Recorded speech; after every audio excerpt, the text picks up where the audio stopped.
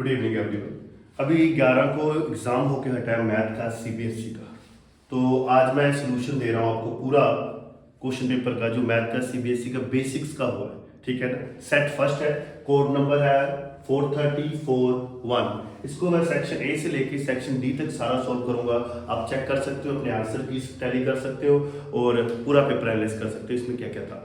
Second, अब start करते हैं सबसे पहले सेक्शन ए से, जिसका 1 मार्क्स का क्वेश्चन है। सबसे पहले क्वेश्चन जो है, the distance between the point 2, -1 and -1, -5, इन दोनों के बीच का डिस्टेंस निकालना है। तो आपको पता है डिस्टेंस फार्मूला कैसे लगाते हैं, AB x2 - x1 + y2 - y1। ये x1 हो गया, y1 हो गया, x2 हो गया, y2 हो गया। इसमें पुटिंग की -1 -2, y2 की पुटिंग की -5 और -1 प्लस हो गए, -3 की स्क्वायर -4 की स्क्वायर 9 + 16 25। और इसका आंसर क्या आया 5 मिनट्स। और पहले क्वेश्चन का बी ऑप्शन है, तो सॉरी 5 मिनट है। तो पहले क्वेश्चन का क्या अकॉर्डिंग टू इसके एग्जाम के, तो कौन सा ऑप्शन था, बी 5 मिनट्स। साथ साथ मैं ये भी बता रहा, ये भी बता रहा। उसके बाद चलते हैं second question. C is the mid point of AB। एक पॉइंट दिया हुआ 4, एंड B को दिया हुआ -2, 4 एंड C मिड पॉइंट दिया हुआ है। और उसमें एक ये पूछ लिया कि x जो है इसका वैल्यूज बताओ। तो आपको पता है C is the mid point of AB। तो मिड पॉइंट फार्मूला क्या होता है, x1 + x2/2, y1 + y2/2। ये x1 हो गया, ये y1 हो गया, ये x2 हो गया, ये y2 हो गया। ये पुट किया तो C का पॉइंट जो है पुट करने के बाद आपके पास 1, x + 4 आ गया 2। और C ऑलरेडी दिया हुआ है 1, -1। तो इसका y और इसका y कंपेयर कर लेना। तो x की वैल्यू सॉल्व करके कितनी आ जाएगी, -6। तो ये ऑप्शन आपका कौन सा है, डी ऑप्शन है। नाउ थर्ड क्वेश्चन, इसमें बस एक रिलेशन पूछा गया है। तो which of the following relation is correct. 4 option दिए हुए हैं। इस हमने पढ़ा हुआ प्रोबेबिलिटी में probability of happening plus not happening, इसके इक्वल होता है 1। इसका आंसर है सी ऑप्शन, ठीक है। नेक्स्ट आ जाओ फोर्थ, जिसमें ये पूछा गया the following distribution give the daily income of 50 worker of a factory and 400 से लेके 424, 425 से लेके 449 टिल 500 से लेके 524 तक क्लास इंटरवल है। एंड नंबर ऑफ वर्कर दिए हुए 12 14। तो हम कैसे the lower limit of model class पूछा गया इसमें। तो सबसे पहले मॉडल क्लास कैसे निकालते हैं, हाईएस्ट फ्रीक्वेंसी थी 14 और क्लास इंटरवल बना 425 से लेके 449। बट इसमें जो अपना गैप था वो सेम नहीं था। तो गैप सेम नहीं होता क्लास इंटरवल में। तो 0.5 हम लेफ्ट हैंड साइड में ऐड कराते हैं और 0.5 जो है राइट हैंड साइड में लेफ्ट हैंड साइड में माइनस कराते हैं और राइट हैंड साइड में प्लस कराते हैं। तो इसका गैप सेम ना होने करके 425 में 0.5 क्या करना था, माइनस। तो इसका ऑप्शन कौन सा बन रहा है, सी बन रहा है, ठीक है, फोर्थ का। फिफ्थ, अ लैंप पोस्ट 9 मीटर हाई। इसमें क्वेश्चन में मैं आपको बता दे रहा हूँ कि कहा गया है लैंप पोस्ट है जिसकी हाइट 9 मीटर है। इसकी शैडो जो अर्थ पे बन रही है, सरफेस पे सॉरी, वो 3√3 है। यहाँ सन का एल्टीट्यूड बताओ, सन का एंगल बताओ। तो आपने क्या करना है, आपको यहाँ थीटा पता करना है। तो थीटा के सामने वाली साइड परपेंडिकुलर होती है, ये बेस होता है। तो परपेंडिकुलर और बेस दिया हुआ है, तो कौन सा ट्रिग्नोमेट्रिक फंक्शन लगाओगे, इसमें tan लगाओगे, क्योंकि tan ट्रिग्नोमेट्रिक फंक्शन में परपेंडिकुलर बेस आता है। परपेंडिकुलर वैल्यू पुट करना है, बेस की वैल्यू पुट करना, 3/√3 हो जाएगा। और 3 को हम लिख सकते हैं √3 × √3। तो नीचे √3 चले जाएगा, √3 से √3 क्या हो जाएगा, कैंसिल। tan थीटा √3 और थीटा की वैल्यू, tan की वैल्यू √3 कब होती है, जब थीटा 60 होता है। तो इसका ऑप्शन जो है इस पेपर के अकॉर्डिंग कौन सा बनता है, ए बनता है। तो 5 क्वेश्चन हो गए। 6th क्वेश्चन ये कहा गया है कि एक क्वाड्रेटिक पॉलिनोमियल दी हुई है kx² + 4x + k। इसका एक 0 दिया हुआ है, x = 1, find the value of k। और आपको पता है क्वाड्रेटिक पॉलिनोमियल अगर एक 0 दिया हुआ है तो x की जगह वो वैल्यू पुट करो और 0 के इक्वल रखो, k की वैल्यू आप निकाल सकते हो। तो 2k + 4 = 2k - 4k किसकी इक्वल आ जाएगा, -2। और इसका कौन सा ऑप्शन बनता है, बी। सॉरी। फिर आए 7th, the number of quadratic polynomial having 0, -1 and 3। कह रहा -1 और 3 को लेके कितनी क्वाड्रेटिक पॉलिनोमियल्स बना सकते हो, तो 1। कितनी बना सकते हो, ओनली 1। फिर आया 8th क्वेश्चन, इसका आंसर 1 है, तो इसका ऑप्शन हो जाएगा ए। फिर आ जाओ the root of quadratic equation, x² - 4 इसके रूट निकालने, इसके ये जाके 4 हो जाएगा, इधर जाके √4 का रूट +-2। तो इस रूट के अकॉर्डिंग आंसर जो है इसका बी है। 9th, इससे पूछा गया 4 इक्वेशंस दी गई हैं, चारों में पूछा गया कौन सी क्वाड्रेटिक इक्वेशन नहीं है, ठीक है ना। तो इसमें सॉल्व करके सी ऑप्शन बन रहा था कि वो क्वाड्रेटिक इक्वेशन नहीं है। क्योंकि क्वाड्रेटिक इक्वेशन का क्या होता है, एक्स की स्क्वायर का होना बहुत जरूरी है। और जब सी ऑप्शन को सॉल्व किया गया तो उसमें एक्स स्क्वायर कैंसिल आउट हो रहा है, so that's why quadratic equation नहीं है। फिर आ जाओ 10th क्वेश्चन। 10th क्वेश्चन में कहा गया है फाइंड द कॉमन डिफरेंस। अगर 23 टर्म एंड 19 टर्म का डिफरेंस कितना है 32, ठीक है ना, ये एक का सवाल है। तो 23 को हम लिख सकते हैं a प्लस 2d और ये 19 को लिख सकते हैं a प्लस 18d, पर बाहर माइनस का साइन क्या हो जाएगा चेंज, a के साथ a कैंसिल, 22d 14d कितना हो जाएगा 4d एंड यहाँ 32 है तो ये कैंसिल होकर d 8 आ जाएगा और d 8 10th का a ऑप्शन है। इसके बाद आ जाओ 11th में दिया हुआ है 1/tan के थीटा माइनस 1/sin के थीटा। इसकी वैल्यू क्या होती है, तो 1/tan के थीटा कोस के थीटा, 1/sin के थीटा कोसेकेंस के थीटा, कोस के थीटा माइनस कोसेकेंस के थीटा, किसकी तो होता है 1। तो इसका ऑप्शन जो आपका बन रहा है वो कौन सा बनता है, first A. 12th, the region between a chord and either of two arc of a circle is called, उसे हम क्या कहते हैं, सेगमेंट। क्या कहते हैं, सेगमेंट। फिर आया इसका आंसर दो सेगमेंट है तो इसका ऑप्शन कौन सा होगा, सी। नेक्स्ट 13th, एक 1080 के फैक्टर दिए हुए हैं इसके फॉर्म में, 1080 के फैक्टर इस फॉर्म में दिए हुए हैं। क्वेश्चन इज x माइनस 1, तो आपने क्या करना है, पहले 1080 के फैक्टर बनाने हैं, देखने 2 कितने हैं 3 कितने हैं 5 2 को कंपेयर करना है, ये 2 की पावर x है 3 की पावर y है, x हो जाएगा y हो जाएगा, x माइनस y कितना आएगा 0। तो ऑप्शन कौन सा आ गया इसका, डी। टॉप 14th क्वेश्चन बहुत इजी है। इसमें क्या दिया गया, एक सर्कल है, इस सर्कल में ऐसे बना के डायग्राम दी गई है और ये एंगल आपका 70 है और ये पूछ लिया गया ए पी ओ, ये एंगल पूछा गया। तो आपने सिंपल क्या करना है, 180 में से माइनस कर देना है 70 और ये आपको पता है कितना होता है 90, तो ये बन जाएगा आपका 20। तो 14th का जो ऑप्शन बन रहा है वो डी, ठीक है। फिर आ जाओ 15th की बात करें तो median group in the following frequency distribution, median group पूछा है। तो मीडियन के लिए आपको पहले CF निकालना पड़ेगा 5 5 8 3 13, ऐसे प्लस करते जाना टिल 60 बन जाएगा, इसका हाफ करना और 60/2 30 होता है। और मिडिल क्लास कैसे निकालते हैं हमें पता ही है, मिडिल क्लास कैसे निकालते हैं, इस कॉम्प्लीमेंट्री फ्रीक्वेंसी में जाते हैं, जो इससे ऊपर वाली टर्म होगी उसको वो सारी क्लास क्या हो जाती है, मिडिल क्लास। तो यही फ्रीक्वेंसी डिस्ट्रीब्यूशन है 20 से 30। In a circle of radius 21 centimeter, if an arc subtend an angle 60 degree at the center of circle, what is the length of arc? इसमें आपको r दिया हुआ है एंड थीटा दिया हुआ है, लेंथ ऑफ आर्क पता करना, theta by 360 into 2 pi r, ये फार्मूला लगाना एंड थीटा की वैल्यू पुट करना 360 2 pi r कटिंग करना, तो आपका आंसर कितना आएगा 22 सेंटीमीटर। इसमें डी ऑप्शन।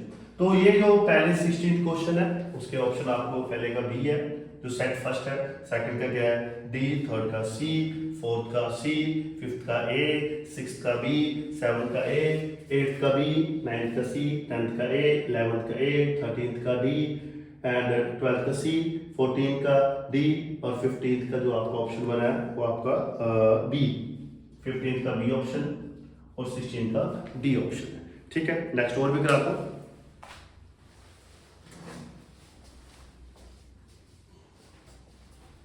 हाँ जी 16 तक हो गई, अब मैं कराता हूं 17। हाँ जी 17th की बात करें, tangent to a circle is a line that touch the circle. Tangent हमेशा जो टेंजेंट है सर्कल का वो टच करता है सर्कल को ओनली 1 पॉइंट पे करता है, तो इसका ऑप्शन 17 ए है। इसके बाद आपको 18 जो क्वेश्चन है उसमें आपको दो ट्रायंगल दिए गए हैं, जैसे कि ए दे दिया है, ये सी दे दिया है, ये बी दे दिया है। AC आपका 6 सेंटीमीटर है और ये आपका 4.6 सेंटीमीटर है और ये कहा गया कि ट्रायंगल्स आपको सिमिलर है, ये आपका R आपका Q ये 3 सेंटीमीटर है और ये X सेंटीमीटर है, ये P आपका कहा गया है कि ट्रायंगल सिमिलर है। तो ABC सिमिलर है ट्रायंगल QPR। तो ट्रायंगल जब सिमिलर होते हैं तो आपको पता है कॉरस्पॉन्डिंग साइड्स की रेशियो भी सिमिलर होती है। तो अगर मैं यहाँ से AC चला उठाऊंगा तो यहाँ से QR और यहाँ से मैं BC उठाऊंगा तो मुझे BC की लोड जरूरत है, BC अपॉन यहाँ पे मैं R की, तो इनकी वैल्यू पुट करूंगा। AC की 6 सेंटीमीटर है, QR की अपना कितनी है 3 और BC की कितनी है BC 4.6 और इसकी कितनी है X, तो इसे सोल्व करके X 2.3 आ जाएगा। तो ऑप्शन इसका है C, 18 का ऑप्शन जो है आपका वो कितना है C है। 19th असर्शन रीजन है 19th का असर्शन दिया हुआ है, एक इक्वेशन दी हुई है 5x + 2y + 6 = 0 and 7x + 6y + 18 = 0 have infinite solution. तो 5/7 2 बेसिक ये यूनिक सॉल्यूशन होते हैं, a1/8 not equal to b1/b2 unique solution होते हैं। इसका क्या असर्शन क्या हो जाएगा फास्ट। रीजन में दिया हुआ है a1x plus b1y plus c1 equals 0, a2x plus b2y plus c2 equals 0 have infinitely many solution, a1 upon a2 equals to b1 upon b2 equals 0 equals 0। अगर दोनों इक्वेशंस की सभी रेशियो सेम है तो उसे हम कहते हैं infinitely many solution। Reason true है, असर्शन फॉल्स है, तो डी ऑप्शन हो जाएगा। उसके बाद एक 20th असर्शन दिया हुआ है हमारा, 20th में क्या कहा गया कि probability getting a number 8 on a single throw of die is 0, बिल्कुल सही है, 8 नंबर आ ही नहीं सकता। उसके बाद कह रहा है इम्पॉसिबल इक्वल की प्रोबेबिलिटी भी क्या है 0, ये भी बिल्कुल सही है। दोनों असर्शन भी सही है, रीजन भी है, पर करेक्ट एक्सप्लेनेशन नहीं है, तो इसके लिए बी ऑप्शन हो। नाउ यहाँ सेक्शन ए के आप खत्म हो गए। सेक्शन बी के 2 मार्क्स का क्वेश्चन आ गया है, बहुत सिंपल क्वेश्चन। कहा गया है एलसीएम इनटू एसएफ पढ़ाया गया आपको, दो नंबर दिए हुए हैं 306 130 14 और उसका एसएफ दिया हुआ है, एलसीएम निकालना मतलब प्रोडक्ट ऑफ टू नंबर किसके equal LCM into SF product of two number. आपको एसएफ दिया गया हुआ है, दो नंबर भी दिए हुए हैं, एलसीएम निकालना है, 18 नीचे आके डिवाइड हो जाएगा तो आपका क्या आ जाएगा एलसीएम। ये 2 मार्क्स का क्वेश्चन। सेकंड क्वेश्चन 22, उसमें ये कहा गया है कि डायमीटर ऑफ सर्कल से जो भी टेंजेंट ड्रा करते हैं, जैसे ये प्रूव करो कि हमेशा पैरेलल होते हैं।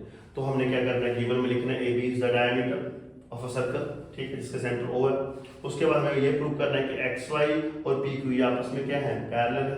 इसे प्रूव करने के लिए ये एंगल 1 है और ये एंगल क्या है 2 है। एंगल 1 कितना 90, एंगल 2 कितना 90। क्यों 90? क्योंकि ये टेंजेंट जो होता है वो 90 डिग्री है। और ऐड कराना है फर्स्ट ऐड सेकंड, एंगल 1 और एंगल 2 को ऐड कराएंगे, 90 प्लस 90 किसके इक्वल आ जाएगा 180।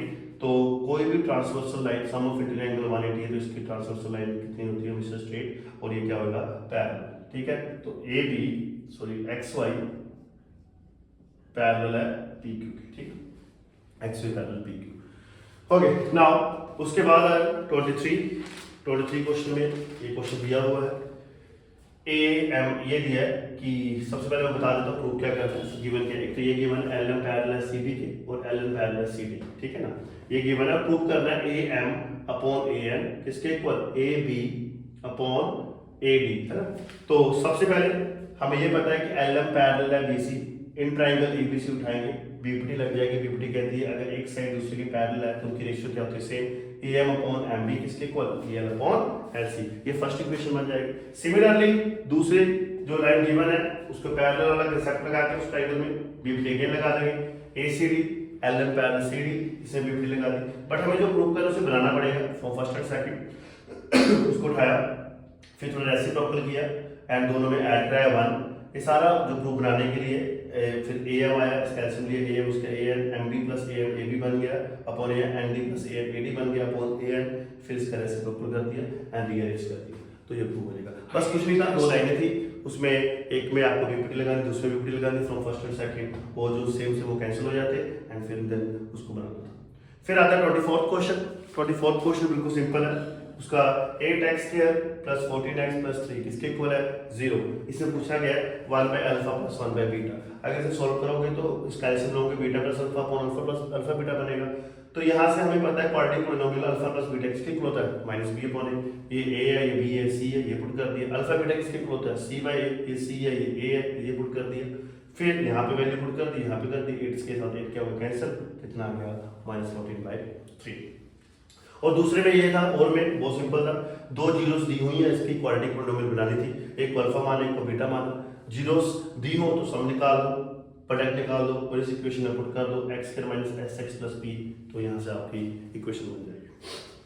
इसका 25th सम बिल्कुल simple, sin 30 cos 60 cos 30 sin 60 -cot 45, इसमें बस वैल्यूज पुट करनी है एंड इसका आंसर क्या आ रहा है 0। ये था आपका section B. Now section C start करते हैं। इसमें दिया हुआ है आपको रेडियस 10 सेंटीमीटर, पहले सम में थीटा 90 दिया हुआ है, area of minor sector area of major sector निकालना है। बिल्कुल सिंपल सा formula, theta by 360 pi r दी स्क्वायर, पाई की वैल्यू पुट करो 3.14 का है, आर दिया हुआ है, इसे पुट करो तो पहले का आंसर है 78.5 सेंटीमीटर स्क्वायर। दूसरे का मेजर सेक्टर निकालना है तो 360 थीटा कर देना अपॉन पाई आर स्क्वायर, तो इसका आंसर आया 235.5 सेंटीमीटर स्क्वायर। तो ये सेक्शन सी जो था ये 3 मार्क्स का, ये आपका 26 क्वेश्चन है। नाउ आगे चलते हैं 27। तो ज्यादातर क्वेश्चंस आपके एनसीईआरटी ही आए हैं, डायरेक्ट एनसीईआरटी पूछे गए हैं बेसिक्स एग्जाम में। 27 में ये कहा गया prove that opposite sides of quadrilateral के जो अपोजिट साइड होते हैं, ये जो सेंटर के साथ जो एंगल बनाते हैं, ये आपको सप्लीमेंट्री बनाते हैं। कोई क्वाड्रिलेटरल है, उसके अपोजिट साइड्स के जो सेंटर के साथ एंगल बनता है वो हमेशा सप्लीमेंट्री 180। तो मैंने इसको 8 पार्ट में डिवाइड किया, 1 2 3 4 5 6 7 8। तो एंगल 1 + 8 एंड एंगल 5 + 4, इन दोनों का सम मुझे 180 प्रूव करना है। नाउ इससे पहले मैं लिखूंगा गिवन क्या है, ABCD क्वाड्रिलेटरल है, ठीक है ना, उसके सर्कमस्क्राइब सर्कल है। तो पहला हमें ये पता है AP जो है किसके इक्वल होगा, AS के, BP किसके इक्वल होगा, BQ के, QC किसके इक्वल होगा, CR के, और SD किसके इक्वल होगा, RD, ठीक है, SD RD। क्यों? क्योंकि अच्छा हमें पता है कि जो सर्कल के बीच, ठीक है ना, एक सर्कल इसमें ऐसे ड्रा करूंगा, ये जो है length of tangent transform direction part of circle are equal. तो किस करके फिर ज्वाइन किया OP को and OQ OR and OS को। हम फिर इससे बाद एक ट्रायंगल में उठाएंगे, इन ट्रायंगल OBP एंड दूसरा उठाएंगे OBQ। पहले इनको सिमिलर प्रूव करेंगे। सिमिलर प्रूव करने की 3 चीजें चाहिए, एक तो ये है OP एंड OQ रेडियस है, OB क्या है, कॉमन है, BP और BQ की लेंथ इक्वल है। उसके बाद ट्रायंगल सिमिलर होगी, ट्रायंगल सिमिलर है तो एंगल 1 बाय एंगल 2 किसके हो जाएगा, रेसिप्रोसिटी। सिमिलरली एंगल 3 4 5 6 7 आपस में क्या हो जाएंगे, इक्वल हो जाएंगे। और हमें पता है इस पूरे का सम कितना होता है 360। तो जो जो एंगल चाहिए, 1 चाहिए, 8 चाहिए, 5 चाहिए, 4 चाहिए, वो रखेंगे और दूसरी की जगह ये एंगल्स पुट कर देंगे। तो ये 2 बनेगा, 2 के साथ 360 क्या होगा, डिवाइड 1 8 4 और 5, 1 और 8 क्या बन जाएंगे, AOB, और 4 और 5 क्या बन जाएंगे, COD। तो यही प्रूव करना था कि किसी भी क्वाड्रिलेटरल के जो अपोजिट एंगल, अपोजिट साइड्स के जो एंगल सेंटर से बनते हैं वो कितने बनते हैं, सप्लीमेंट्री। तो ये था आपका 27। 28 में उसने कहा है कि क्वाड्रेटिक इक्वेशन है, इसे सॉल्व करो। अगर इसके रूट्स जो है रियल है तो आगे भी सॉल्व करना। तो देखा गया यहीं पे डिस्क्रिमिनेंट जो है नेगेटिव आ गया, और डिस्क्रिमिनेंट नेगेटिव आता है तो रियल रूट एग्जिस्ट नहीं करते, आगे सॉल्यूशन करने की जरूरत नहीं है। इसके आगे चलते हैं 29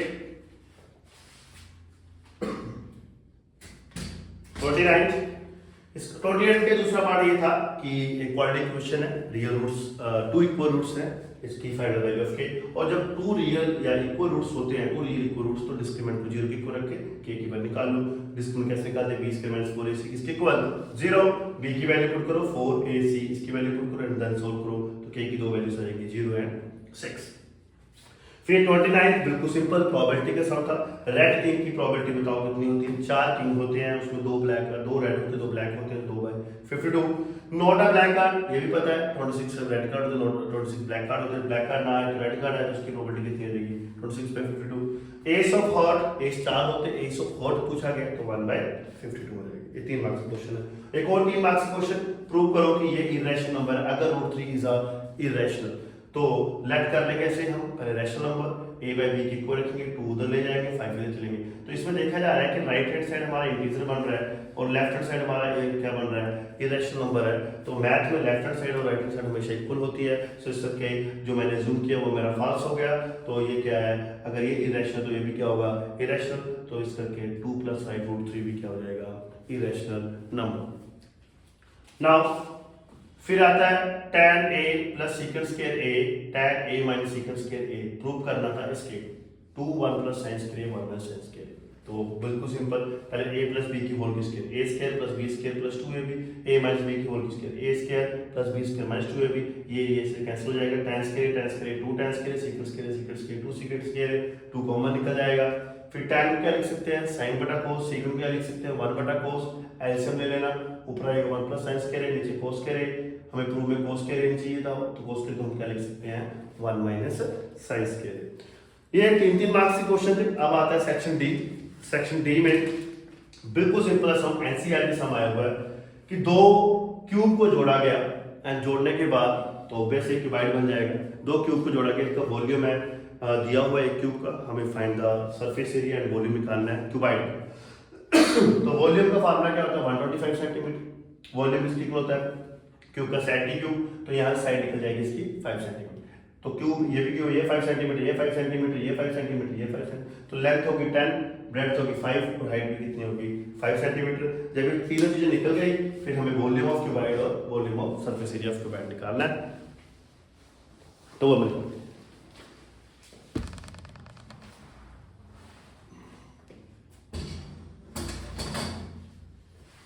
अब जब वो लेंथ ब्रेड्थ हाइट निकल गई, वॉल्यूम ऑफ क्यूबाइड का फार्मूला होता है length into breadth into height and surface area of cuboid का फार्मूला होता है 2lb bh plus hl। यहाँ पे वैल्यूज पुट करो तो आंसर आ जाएगा। तो एक तो 32 का ये सम था। 33 एक कंट्रैक्टर है, ये एप्लीकेशन ऑफ रिकमेंडेड से एक कंट्रैक्टर है जिनकी एज जो है 6 ईयर से छोटी है, उनको लिए जो है प्लान किया प्ले इन पार्क के लिए इंस्टॉल 2 स्लाइड्स।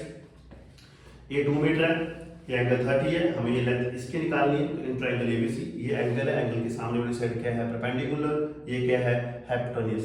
परपेंडिकुलर हाइपोटेन्यूज पे आता है साइन में आता है, इस ट्रायंगल में मैंने साइन लगाया ताकि मुझे ये लेंथ ऑफ स्लाइड्स पता लग सके।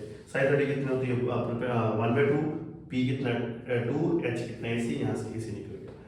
दूसरा केस अगर इससे बड़े बिलो 6 ईयर के लिए तो ये लगाया उसने, इसके ऊपर के बच्चे के लिए इन्होंने हाइट चेंज कर दी 4 मीटर एंगल 60 कर दिया। तो ये निकालो, इसमें अगेन साइन लगा देना साइन लगा देना, तो साइन लगने परपेंडिकुलर अपॉन हाइपोटेन्यूज, तो साइन 60 वैल्यू √3/2, तो पी क्यू कितना है 4, पी आर आपको निकालना है तो आप इसको रैशनलाइज कर देना क्योंकि नीचे √3 नहीं रहना चाहिए, तो पी आर की वैल्यू ये आ गया। 34th क्वेश्चन ये 6.3 का थर्ड सम है, बिल्कुल एनसीईआरटी है तो वो आप कर सकते हो। 35th एक मैन्युफैक्चरर टीवी सेट है 720 set in the fourth year में उसने 720 टीवी सेट बनाए और 8th ईयर में उसने इतने बनाए। Assuming that production increase uniformly, अगर इसी तरह प्रोडक्शन चलती जा रही है every year, find the production in the 10th year. 10th year में वो कितनी प्रोडक्शन बनाएगा, एक तो ये पूछा गया एंड फिर उसने पूछा है कि टोटल प्रोडक्शन 7th ईयर निकाल। तो एक मैन्युफैक्चर टीवी सेट बना रहा है, 4th ईयर में उसने इतने बनाए, 8th ईयर में उसने इतने बनाए, ऐसे ही अगर प्रोडक्शन कंटिन्यूसली चलती रही 10th ईयर में कितने बनाएगा एक तो वो निकालना है एंड पहले 7 जो ईयर है उनकी प्रोडक्शन का सम निकालना। तो ये भी है A4 कितना होता है 720, 8 कितना है 880, 4th ईयर में कितने बनाए 8th ईयर में A4 को हम ये लिख सकते हैं, 8th को ये लिख सकते हैं। सॉल्व करेंगे elimination method, minus minus cancel हो जाएगा, d 40 आ गया, d को ऊपर पुट कर देना किसी इक्वेशन में, a आ जाएगा। तो a पता लग गया और d पता लग गया। तो प्रोडक्शन में फर्स्ट 7 ईयर कितने क्या फार्मूला लगेगा, s में किसके लिए होता है n/2 2a plus n-1 d a दिया हुआ था n हमारा पता 7 d पता था, ये सोल्व किया तो पहले 7 साल की प्रोडक्शन का जो सम है इतना आ गया। एक और चीज पूछी थी कि अगर ऐसे ही चलता रहा a10 निकालो, a10 कैसे निकालोगे 10 साल में a प्लस 9d, a आपको पता है 600 प्लस 9 इंटू d 40, 600 360, तो ये बन जाएगा आपका 960। 10 साल में इतनी प्रोडक्शन, दो नंबर यहाँ मिल जाते, दो नंबर आपको ये मिल जाते। फिर आ जाओ केस स्टडी आई, केस स्टडी 36, ये डाटा दिया हुआ है। सबसे पहले उन्होंने पूछा what is the upper limit of the model class, upper limit of the model class. तो मॉडल क्लास के लिए हम हाईएस्ट फ्रीक्वेंसी सेलेक्ट करते हैं, ये हाईएस्ट फ्रीक्वेंसी इसके सामने वाली क्लास मॉडल क्लास होती है, इसकी अपर लिमिट कितनी बन जाएगी 10 to 15, ये तो आपकी मॉडल क्लास हो गई, तो इसकी अपर लिमिट कितनी है 15, पहले एक मार्क्स डाउन हो जाएगा। What is the middle class, तो मिडिल क्लास के लिए आपको CF निकालना है, तो आप पहले CF निकालोगे, जितना आएगा उसे 2 के साथ क्या करा दोगे। CF कैसे निकालते तो पता है, ऐड करते जाओ, इसे इसके साथ, इसके साथ, इसके साथ, फिर इसके साथ, तो ये 80 बन जाएगा। एंड देन उसके बाद n जो है आपका 40 आया, तो इससे बड़ी टर्म लेते हैं, इससे बड़ी टर्म कितनी है 51, इसके सामने वाली क्लास क्या होती है मिडिल क्लास, तो मिडिल क्लास निकली। उसके बाद एक नंबर यहाँ मिल गया। तीसरे पार्ट में मोड पूछा गया, मोड बिल्कुल सिंपल, मोड का फार्मूला क्या होता है L plus F1 minus F0 upon 2 F1 minus F0 minus F2 into H। तो ये F1 होता है मॉडल क्लास का, ऊपर वाला F0, नीचे वाला F2, इनका बीच का डिफरेंस जो होता है H, और लोअर लिमिट कितनी है 10, वैल्यूज पुट करना और सॉल्व करना, मोड हो जाएगा, ठीक है ना। फोर्थ और पार्ट में मीडियन निकालना है, मीडियन के लिए आप कर सकते हो। Case study second, coordinate geometry में से है ये ABC, कोऑर्डिनेट को आपको प्लॉट करना। सबसे पहले ये पूछा गया है C पोल कितने पे है, तो C जो था उसका पॉइंट था x का 5 और उसका y का 4।